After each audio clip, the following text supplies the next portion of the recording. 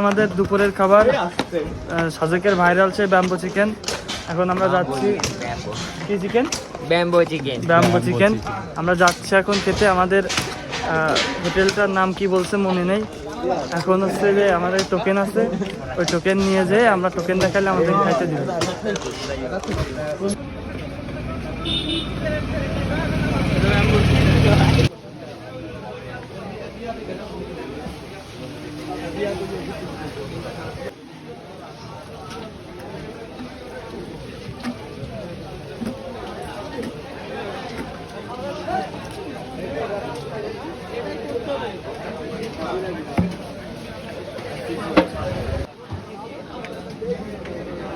আমাদের প্যাকেজের সঙ্গে 3টা জিনিস ছিল, বাঁশকরল, ডাল আর হচ্ছে আলু ভর্তা। বাঁশকরল হচ্ছে যে এই দুইটা, এটা হলো বাঁশকরল আর এগুলো হচ্ছে মূলো আর হচ্ছে আলু।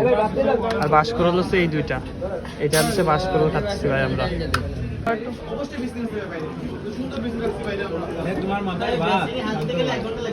এটা হচ্ছে সেই ব্যাম্বো চিকেন যেখানে আমাদেরকে টোটাল দেওয়া হয়েছিল এক একজনের জন্য 4 পিস করে। 4 পিসে আমি টোটাল 2 পিস মাংস আর 2 পিস হাড় পাইছিলাম।